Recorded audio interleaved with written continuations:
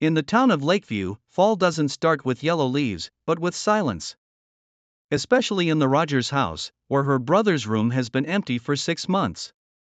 Leah wakes up in silence, puts on his old sweatshirt. It still smells like pine needles and a little smoke from his favorite fires.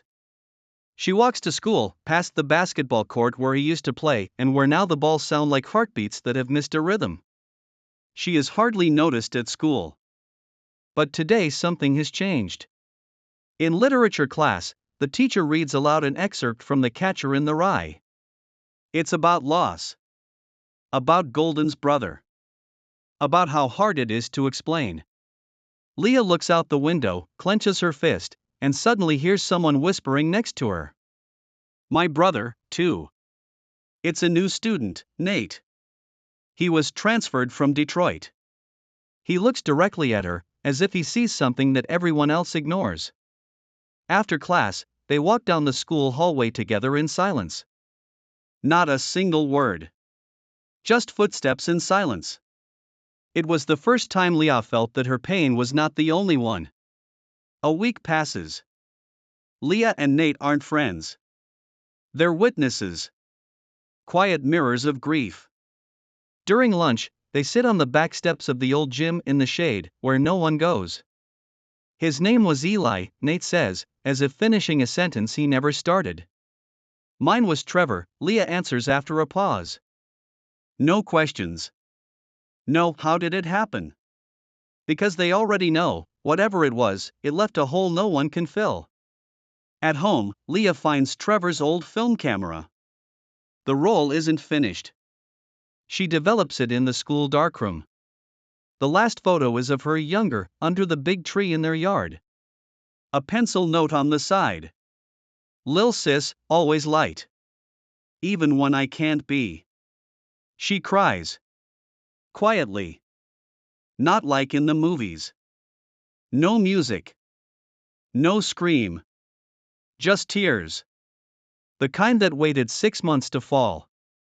That weekend, Nate brings an old CD.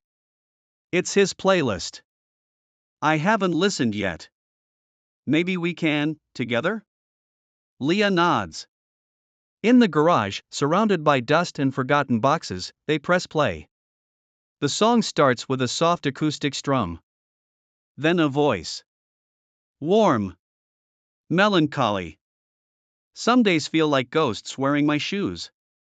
They sit in silence. But not alone. Memory isn't always a curse. Sometimes, it's all that's left of love. Nate doesn't show up to school. Leah sits alone in the usual spot by the gym steps and realizes how much it meant, seeing him. He was the only one who didn't flinch from her grief. Or maybe he had his own. That evening, she walks to his house. His mom, tired-eyed, just says, he's in the basement. Painting. Again. In the dim basement, Nate is on the floor, surrounded by scattered drawings. Same face over and over.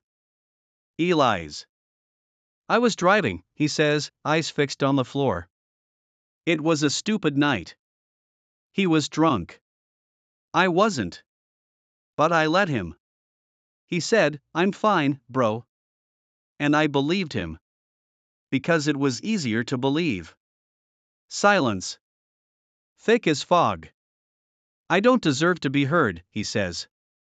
Leah sits next to him. Her voice is low. I fought with Trevor that night. And I didn't say sorry. And now, all I hear in my head is that silence. Like nothing else existed except for what I didn't say. They sit in that silence. Not trying to erase it. Just letting it breathe.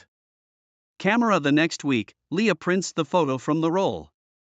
She puts it on a small board in the school hallway, those we remember. Next to it, a portrait of Eli. One Nate had drawn years ago. A note beneath the images. We can't change time. But we can choose not to forget. And learn to live in a way that keeps others from being lost.